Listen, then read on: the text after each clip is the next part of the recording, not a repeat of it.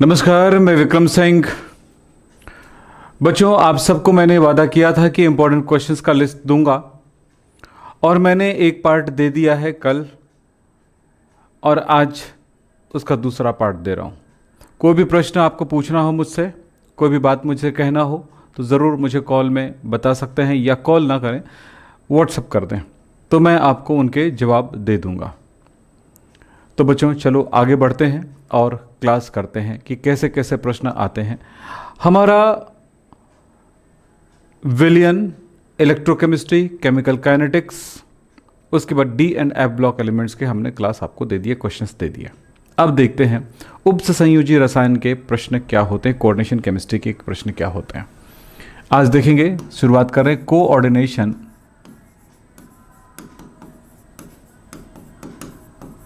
Chemistry,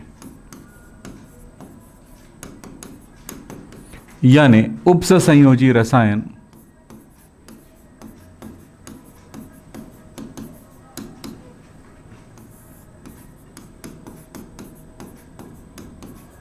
के प्रश्न। इसके इंपॉर्टेंट प्रश्न क्या हो सकते हैं, जरा ध्यान दीजिएगा। प्रश्न है, निम्न को समझाइए। ए है आयनन समझौता और बी है हाइड्रेट समझौता। दूसरा प्रश्न है, निम्न को उदाहरण से समझाइए। प्रश्न है, बंधन समझौता, उपसंयोजी समझौता। यानी एक बार समझ लो कि समझौता के जितने प्रकार है आपको उन्हें जानना होगा और उनसे रिलेटेड जो प्रश्न होते हैं उनको हल करना होगा। अब प्रश्न आते हैं, NiCl4, ध्यान से देखें, NiCl4 2- अनुचुंबकीय है, जबकि NiCO4 प्रतिचुंबकीय होता है। यद्यपि दोनों ही चतुष्फलकीय है, यानी दोनों चतुष्फलकीय होने के बावजूद एक अनुचुंबकीय और एक प्रतिचुंबकीय, ऐसा क्यों, ये बताना होगा, सिद्ध करना होगा, बहुत इंपॉर्टेंट है। इस तरह की संरचनाओं को बीबीटी के अनुसार सिखाने की कोशिश किया है मैंने और बढ़िया ट्रिक बता के समझाया आपको। अगला है FeCN6 4- आंतरिक कक्षक संकुल है, जबकि F6 यहां पर है। ये तो क्लियर समझ में नहीं आ रहा क्या दिया है, 3- लिखा है या 4- लिखा हुआ है। चलो 3- लिखा हुआ मान लेते हैं, 4- लिखा होगा तो भी। बाह्य कक्षक संकुल है, समझाइए। अगला प्रश्न है, निम्न पर टिप्पणी लिखिए। लिगेंड, संकुल या जटिल, और है उपसंयोजन संख्या। इस पर आपको टिप्पणी लिखना है, इनके बारे में जानकारी देना है। अगला प्रश्न आता है, निम्नलिखित के संरचना सूत्र बनाइए। जैसे पोटेशियम हेक्सासाइनोफेरिड का फॉर्मूला क्या होगा, इन सब के फॉर्मूले बताने, इनके भी फॉर्मूले बताने। इस तरह के प्रश्न हमेशा 100% श्योर है कि ऐसे प्रश्न तो आएंगे ही आपके एग्जाम में। तो अब देख लीजिए इसमें से कितने प्रश्न आपसे बन जाएंगे, इससे कितने बन जाएंगे। जो ना बने उसके लिए आप पूरा मेहनत करिए। हो सकता है कि ये प्रश्न दोनों ना बनता हो आपसे, तो इस पर मेहनत करिए, इसको सीखिए। नहीं बनता है मुझे बताइए, मैंने इनकी क्लास लेके आ जाऊंगा मैं आने वाले क्लास में। तो ये बात आप जरूर ध्यान रखिएगा। चलिए, अगला प्रश्न क्या है, IUPAC नेमिंग, यानी कि आपको सूत्र दिया गया है और उन सूत्रों की सहायता से आपको बनाना है, इनके नाम बताने हैं IUPAC में। तो इस तरह के प्रश्न कॉमन है, आते रहते हैं एग्जाम में, अक्सर आते हैं। और प्रश्न देखिए, क्रिस्टल क्षेत्र सिद्धांत की सहायता से समझाइए कि कैसे हेक्सा एक्वा मैग्नीज 2 आयन में 5 अयुग्मित इलेक्ट्रॉन है, जबकि हेक्सासाइनोमैग्नीज 2 आयन में केवल एक ही अयुग्मित इलेक्ट्रॉन होते हैं। इसे बताना होगा। अगला प्रश्न है, द्विक लवण और संकुल लवण में अंतर लिखिए। अगला प्रश्न है, स्पेक्ट्रम की रासायनिक श्रेणी यानी स्पेक्ट्रोकेमिकल श्रेणी क्या है। प्रबल क्षेत्र लिगेंड और दुर्बल क्षेत्र लिगेंड क्या होते हैं, समझाना है। FeH2O6, इसको मैं ठीक से लिख दूं, ये गलत तरह से लिखा हुआ है, इसको ठीक कर देता हूं।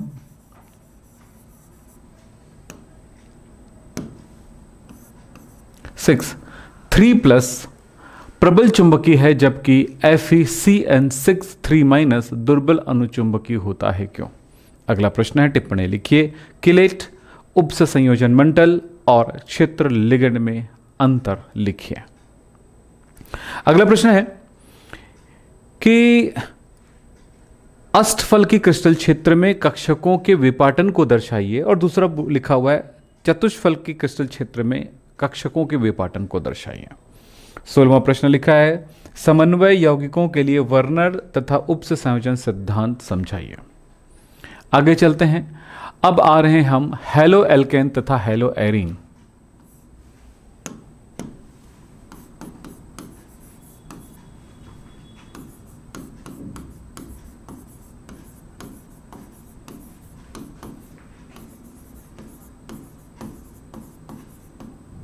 हेलो एल्केन तथा हेलो एरिन, इनको देखें। प्रश्न है हुंसडीकर अभिक्रिया को केवल समीकरण देकर समझाइए। अगला है क्या होता है जब क्लोरोफॉर्म प्रकाश की उपस्थिति में ऑक्सीजन से क्रिया करता है। अगला प्रश्न कहता है BHC क्या है, इसका क्या कार्य है। प्रश्न चौथा है फ्रियॉन का सूत्र और IUPAC नाम लिखिए। प्रश्न पांचवा है कौन सा क्लोरीन युक्त प्रतिजैविक टाइफाइड के इलाज में प्रयुक्त होता है। प्रश्न छठवां है क्या होता है जब क्लोरोफॉर्म प्रकाश की उपस्थिति में ऑक्सीजन से क्रिया करता है। प्रश्न 7 है DDT का IUPAC नाम सूत्र उपयोग लिखिए। 8वां है क्लोरोफॉर्म का सूत्र व नाम लिखिए। 9वां है क्लोरोफॉर्म को रंगीन बोतल में क्यों रखा जाता है। प्रश्न है स्वार्ट्ज अभिक्रिया का केवल समीकरण लिखिए। देखिए मुझे लगता है कि लगभग सारे प्रश्न आपको बन जाएंगे। अगर आपने साल भर मेहनत किया तो ना बने तो उनको ही बनाइए, उन्हीं पर प्रयास करिए जो प्रश्न आपसे ना बन रहे हों, और इससे आपकी तैयारी कंप्लीट हो जाएगी। यानी आपको डरने या घबराने की ज़रूरत नहीं। कई बच्चे बोल रहे हैं कि सर मुझे डर लग रहा है, तो डरेंगे तो थोड़े साल होगा। ये देखिए कि कौन सा प्रश्न आपसे नहीं बन रहा। अब ये बोलेंगे सर हमसे कोई भी नहीं बन रहा है, तो फिर साल भर आपने किया क्या है, ये प्रश्न चिन्ह तो लगेगा ही आपके ऊपर। ठीक है, तो ध्यान रखिएगा। अब मौका है तो उपयोग करिए, समय है, जितना समय बचा है तो उसी में करना है पूरा।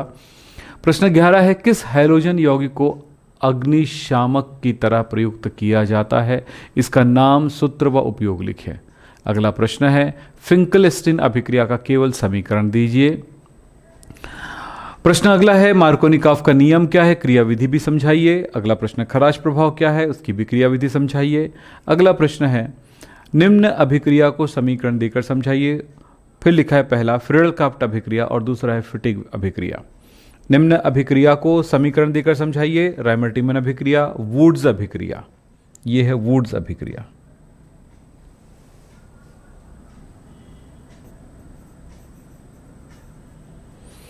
वुड्स अभिक्रिया।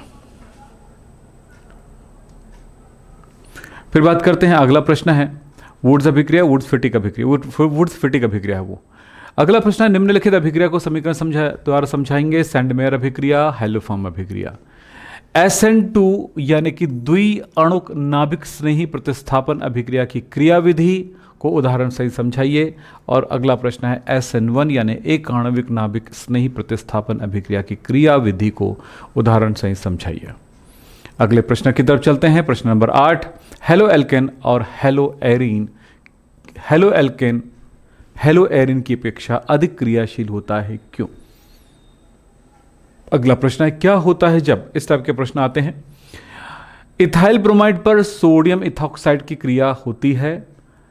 दूसरा है क्या होता है जब क्लोरोबेंजीन की सोडियम से अभिक्रिया कराई जाती है। और अगला प्रश्न है क्या होता है जब इथिल आयोडाइड को जिंक धातु के साथ ईथर की उपस्थिति में गर्म किया जाता है। अगला प्रश्न क्या होता है जब में वैसे ही है प्रोपीन पर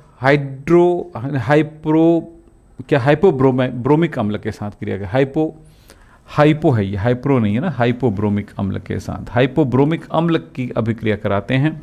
अगला है मिथाइल ब्रोमाइड की मैग्नीशियम धातु के साथ शुष्क ईथर की उपस्थिति में क्रिया कराते हैं। सब प्रश्न आपसे बन जाएंगे बेटा, बस बनाना है आपको। प्रश्न है कारण बताइए। पैराक्लोरोबेंजीन का गलनांक आर्थोमेटा क्लोरोबेंजीन के गलनांक से उच्च होता है क्यों। अगला प्रश्न है क्या कारण बताइए। क्लोरोबेंजीन का विद्युत द्विध्रुव आघूर्ण साइक्लोहेक्सिल क्लोराइड से कम होता है क्यों। अगला प्रश्न है 12वां एल्काइल हैलाइड जल में अघुलनशील होता है। क्या आप इन प्रश्नों को सोच पा रहे हैं, क्या इन प्रश्नों के साथ अपने आप को मैच कर पा रहे हैं, क्या इन प्रश्नों के साथ आप अपनी समझ को डेवलप कर पा रहे हैं, या आपकी समझ इन प्रश्नों के साथ मैच कर रही कि नहीं, इन प्रश्नों को समझ पा रही कि नहीं। अगर नहीं पा रही है तो मेहनत तो लगेगा ही लगेगा। ज़्यादा कुछ मत करिए, इन्हीं प्रश्नों को हल करिए और एग्जाम में चले जाइए, निश्चिंत होकर के आप 100% रिजल्ट लेके आएंगे। मैं बताता हूं, आप ध्यान से सुनिए बस।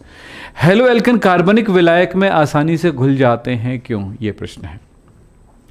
अगला प्रश्न है अल्कोहल, फिनॉल तथा ईथर, है ना, अल्कोहल, फिनॉल तथा ईथर।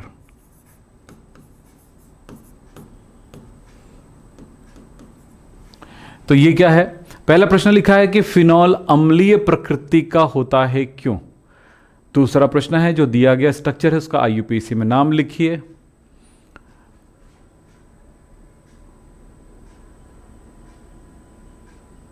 अगला प्रश्न है निम्न को अनेक क्वथनांकों को, क्या लिखे, निम्न को अनेक क्वथनांकों को बढ़ते हुए क्रम में, निम्न को उनके कथन उनके होना चाहिए, गलत लिखा हुआ है, उनके क्वथनांकों के बढ़ते हुए क्रम में व्यवस्थित कीजिए। पेंटेन 1 ऑल, दूसरा है ब्यूटेन 1 ऑल, तीसरा है ब्यूटेन 2 ऑल, फिर लिखा है प्रोपेन 1 ऑल। अगला प्रश्न है अल्कोहल एवं फिनॉल जल में विलय होते हैं क्यों। फिर अगला प्रश्न कहता है औद्योगिक अल्कोहल में कॉपर सल्फेट तथा पिरिडिन मिलाया जाता है क्यों। और फिर प्रश्न नंबर 6 आता है क्लोरोबेंजीन से फिनॉल बनाने की रासायनिक अभिक्रिया लिखिए। आगे बढ़ते हैं प्रश्न की तरफ। प्रश्न है विकृत अल्कोहल किसे कहते हैं। फिर प्रश्न आता है परिशुद्ध अल्कोहल किसे कहते हैं। फिर प्रश्न आता है निम्न को जल में विलेयता के बढ़ते क्रम में व्यवस्थित कीजिए। 2-3 चीजें दी गई है और कौन जल में विलेय अधिक होगा उनको उसके बढ़ते हुए क्रम में लिखना है। फिर प्रश्न है आर्थोनाइट्रोफिनॉल का क्वथनांक पैरानाइट्रोफिनॉल के क्वथनांक से कम होता है क्यों। फिर आता है निम्न के नाम लिखिए, इसका नाम बताना है आपको क्या है। फिर आते हैं प्रश्न निम्नलिखित अभिक्रियाओं को समीकरण सहित लिखिए। राइमर टीमन अभिक्रिया, एस्टरीकरण। फिर लिखा हुआ अभिक्रिया पूर्ण कीजिए, जो दिया गया उसके अनुसार अभिक्रिया पूर्ण करना है, खाली स्थान को भरना है। अगला प्रश्न है फिनॉल के निम्न यौगिक कैसे प्राप्त करेंगे, केवल समीकरण लिखिए। प्रश्न है पहला है 2,4,6 ट्राइब्रोमोफिनॉल कैसे प्राप्त करोगे फिनॉल से, और दूसरा लिखा हुआ है 2,4,6 ट्राइनाइट्रोफिनॉल कैसे प्राप्त करोगे, और अगला लिखा हुआ है कि फिनॉल से बेंजीन कैसे प्राप्त करोगे। मुझे नहीं लगता है कि ज़्यादा कठिन होगा, मुझे इतना लगता है कि बड़े आसान है, बस करना आपको है, आप समझ जाएंगे कि कैसे कर पाएंगे। प्रश्न होता है क्या होता है जब, इस टाइप के प्रश्न ऑर्गेनिक केमिस्ट्री में अक्सर देखने को मिलता है और यहाँ पर भी इस चैप्टर से रिलेटेड प्रश्न है। पहला डाई इथाइल ईथर को सांद्र HI के साथ गर्म किया जाता है। दूसरा कार्बोक्सिलिक अम्ल के LiAlH4, ये होगा LiAlH4 द्वारा अपचयित कराते हैं। अगला लिखा है इथाइल अल्कोहल पर जिंक चूर्ण की क्रिया होती है। अगला प्रश्न कहता है कार्बन हाइड्रोजन ऑक्सीजन आणुक सूत्र वाले अल्कोहल की 3 समावयवियों की संरचना सूत्र एवं नाम लिखे। अब यहां पर तो ठीक से दिख नहीं रहा है कि किससे रिलेटेड है, तो मैं फिलहाल इसमें लिख देता हूं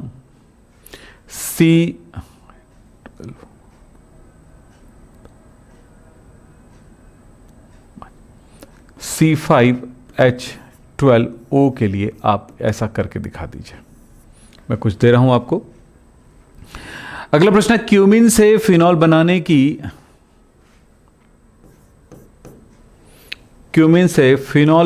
की विधि समझाना है आपको, अभिक्रिया लिखना है।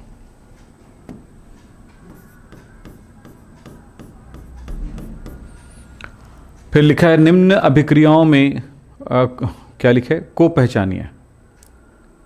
में क्या लिखा है में ABC को पहचानिए। तो ये अभिक्रियाएं दी गई है, इसमें ABC को पहचानना है आपको। ऐसे बना हुआ है।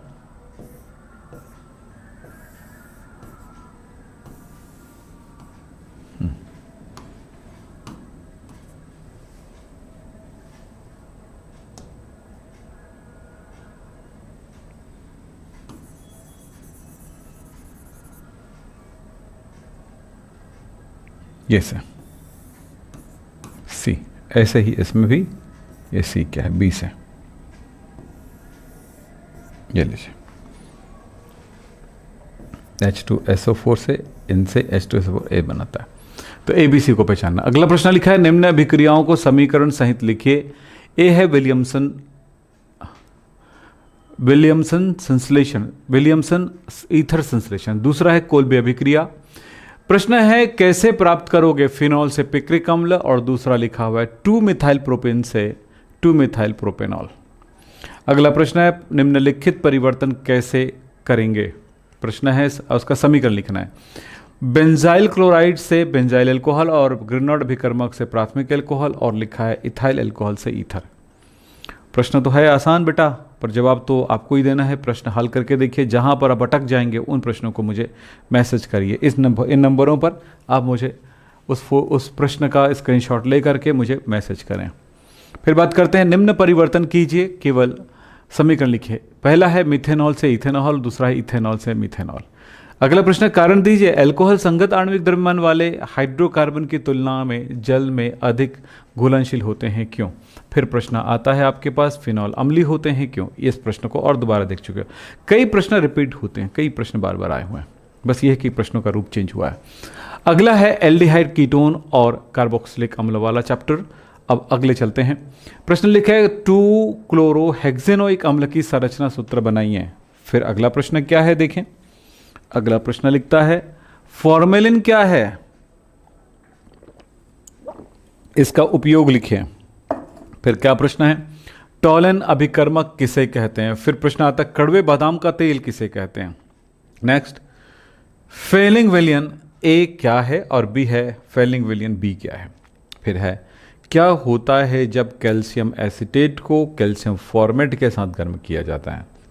फिर प्रश्न आता है फ्रीडल क्राफ्ट अभिक्रिया क्या है, केवल समीकरण दीजिए।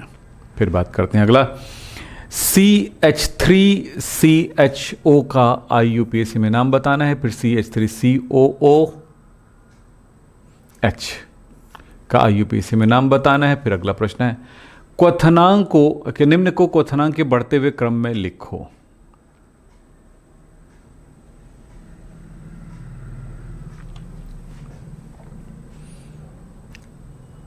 CH3CHO, CH3CH2OH, CH3CH2CH3, CH3COOH।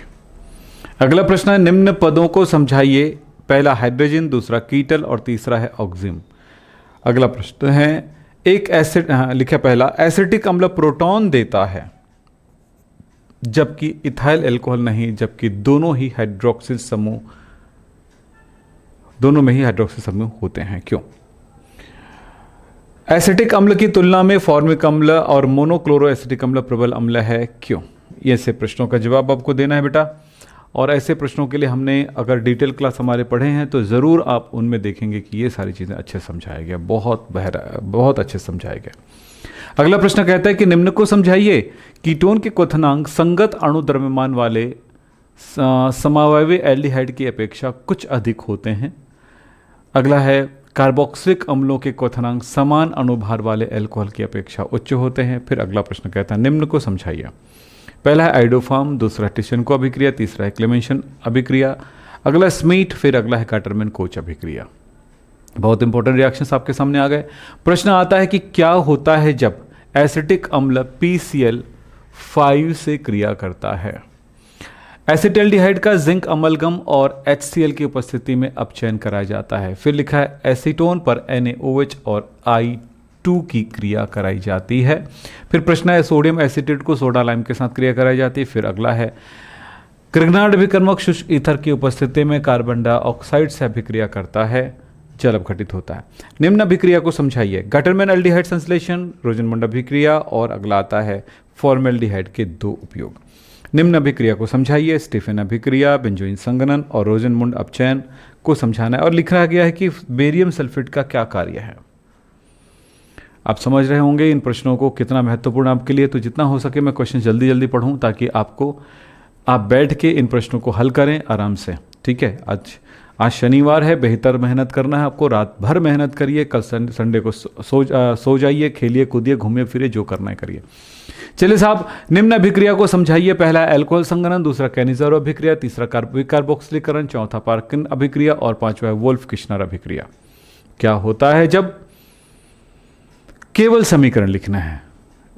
तो ग्रिग्नार्ड अभिकर्मक की क्रिया कार्बन डाइऑक्साइड से कराई जाती है, एसिटाल्डिहाइड की क्रिया HCN से कराई जाती है, एसिटिक अम्ल की क्रिया सोडियम धातु से कराई जाती है, कार्बोक्सिलिक अम्ल की क्रिया अल्कोहल से होती है और एसिटाल्डिहाइड की क्रिया सोडियम हाइड्रोजन सल्फाइड से होता है। बहुत आसान रिएक्शन। फिर अगला प्रश्न लिखा है कि क्या कारण बताइए, फॉर्मेल्डिहाइड, एसिटाल्डिहाइड और एसीटोन में कौन सबसे अधिक क्रियाशील होगा और क्यों? अगला प्रश्न कहता है कि बेंजल्डिहाइड C6H5CHO, एसिटल्डिहाइड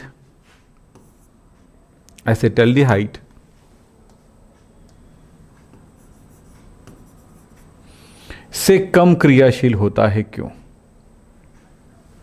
फिर प्रश्न आता है क्या होता है जब एसिटिल क्लोराइड पर पैलेडियम युक्त बेरियम सल्फेट की अभिक्रिया हाइड्रोजन के गैस के द्वारा प्रभावित की जाती है, कैल्शियम एसिटेट का शुष्क आसवन किया जाता है और मिथाइल साइनाइड पर SnCl2 और HCl की उपस्थिति में अपचयन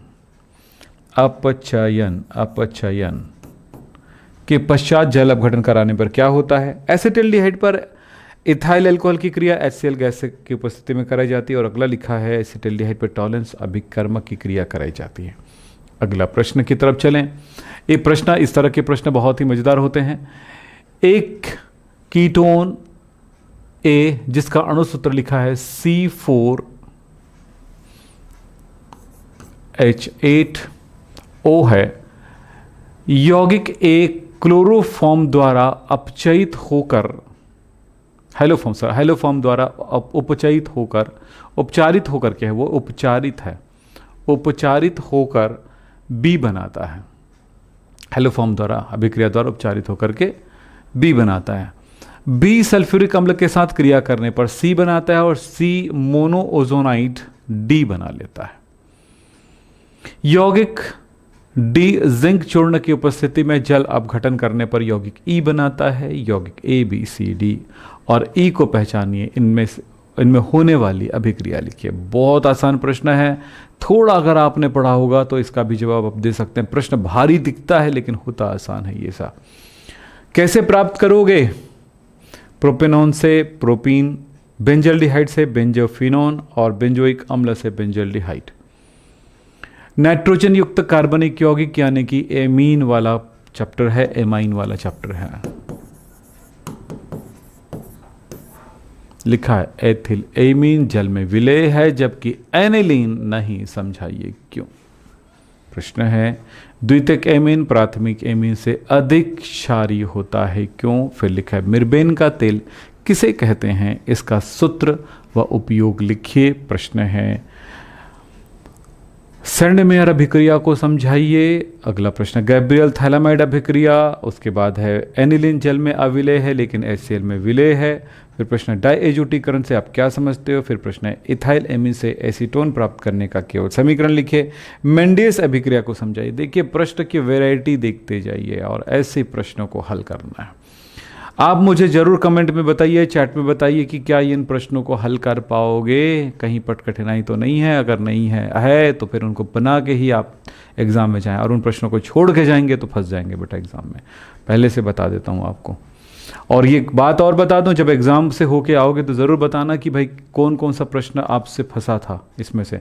और ऐसा हमारी ये जो प्रश्न बताने का कारण ये है कि आंसर सॉल्यूशन करते रहेंगे तो हो सकता है उतनी क्वेश्चन हम ना बता पाएँ जितनी आपकी तैयारी के लिए ज़रूरी है। तो ये भी है, अपने लेवल में भी कुछ तैयारियाँ करिए, इसलिए क्वेश्चन बताई जा रही है। प्रश्न है हाफमैन ब्रोमाइड अभिक्रिया को समीकरण देकर समझाइए। एनिलीन का सीधा नाइट्रोकरण संभव नहीं है। प्रश्न 11 कहता है कि एनिलीन का सीधा नाइट्रोकरण संभव नहीं है, क्यों? समझाइए। अगला प्रश्न है हाफमैन मस्टर्ड ऑयल अभिक्रिया को समझाइए। फिर अगला प्रश्न है एनिलीन इथाइल एमीन से कम क्षारीय होता है, क्यों? अगला प्रश्न है बेंजीन डाइएजोनियम क्लोराइड से पैरा एजोबेंजीन कैसे प्राप्त करेंगे? फिर अगला प्रश्न है कार्बिल एमीन समीकरण को समझाइए। प्रश्न प्राथमिक एमीन क्वथनांक तृतीयक, प्राथमिक एमीन का क्वथनांक तृतीयक एमीन से अधिक होता है, क्यों? फिर प्रश्न लिखा हुआ है प्राथमिक एमीन अमोनिया से प्रबल क्षार है। और अगला प्रश्न है कोल्बे स्मिथ अभिक्रिया को उदाहरण देकर समझाइए। अगला प्रश्न है क्वथन एमीन का क्वथनांक संगत अनुभार वाले हाइड्रोकार्बन से अधिक होता है किंतु संगत अनुभार वाले अल्कोहल और कार्बोक्सिलिक अम्ल से कम होता है, क्यों? अगला प्रश्न है हमारे पास एसिटिल्डिहाइड से एमिनो ईथेन कैसे प्राप्त किया जाता है। फिर प्रश्न आता है निम्नलिखित को क्षारीय प्रबलता की घटते हुए क्रम में लिखिए। वो दिया गया है, क्या क्या चीज है। और अगला प्रश्न हमारे पास आता है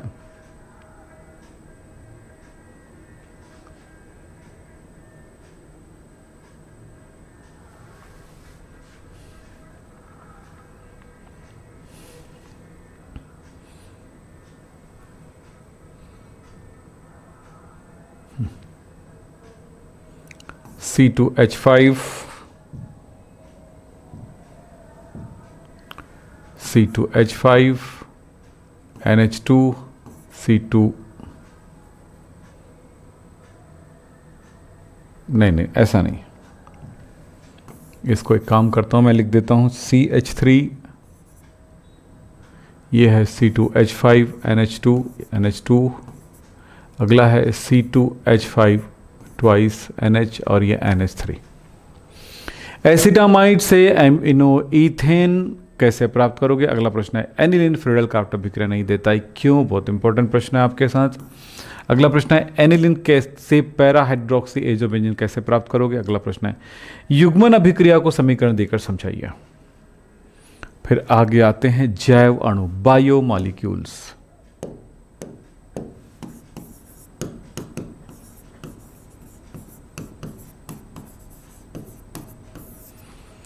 पहला है मोनोसेकेराइड क्या है, उदाहरण देकर समझाना। अपचायी शर्करा क्या है, आवश्यक एमिनो अम्ल क्या है, अनावश्यक एमिनो अम्ल क्या है, उदाहरण देकर समझाना है। हमारे शरीर में विटामिन सी संचित क्यों नहीं होता है। अगला प्रश्न है वह कार्बोहाइड्रेट जिसमें CO समूह पाया जाता है उसे क्या कहते हैं। अगला प्रश्न कहता है कार्बोहाइड्रेट जिसमें CHO पाया जाता है उसे क्या कहते हैं। आगे देखें पॉलीसेकेराइड से आप क्या समझते हैं। अंडे को उबालने से उपस्थित जल कहाँ जाता है। ऑलिगोसेकेराइड से आप क्या समझते हैं। अगला प्रश्न है ज्वीटर आयन क्या है, समझाइए। प्रश्न है सुक्रोज और लैक्टोज के जल अपघटन से कौन कौन से उत्पाद प्राप्त होते हैं। फिर प्रश्न आता है मोनोमर क्या है, एनोमर क्या है, जैव अणु किसे कहते हैं, उदाहरण से समझाना है। एमिनो अम्ल उभयधर्मी व्यवहार प्रदर्शित करते हैं, क्यों। अगला प्रश्न उस बंध का नाम लिखिए जो एमिनो अम्ल के बीच पाया जाता है। प्रश्न लिखा है जैव उत्प्रेरक किसे कहते हैं, उदाहरण देकर समझाइए। अगला प्रश्न है रेशेदार और गोलाकार प्रोटीन में 3 अंतर लिखे। प्रश्न DNA RNA में 3 अंतर लिखे। अगला प्रश्न कोशिका में पाए जाने वाले विभिन्न प्रकार के RNA कौन से होते हैं, यानी कितने प्रकार का RNA होता है उसको समझाना है। और बात करते हैं ग्लाइकोसाइडिक बंध किसे कहते हैं। फिर प्रोटीन का विकृतीकरण क्या है, न्यूक्लिक अम्ल क्या होते हैं। 2 महत्वपूर्ण कार्य लिखे। न्यूक्लिक अम्ल है ये, न्यूक्लिक अम्ल।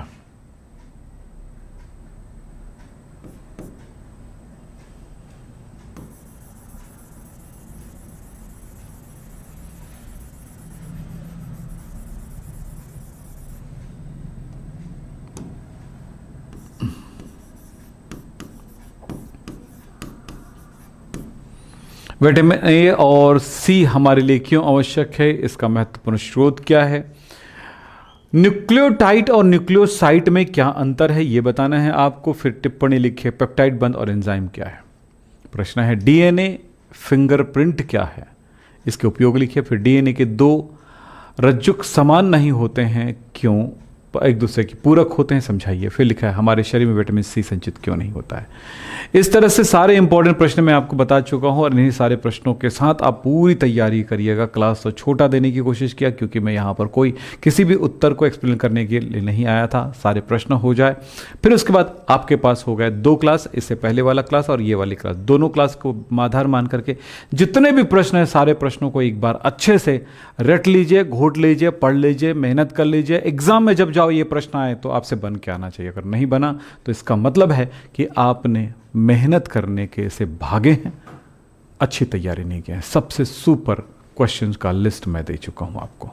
धन्यवाद।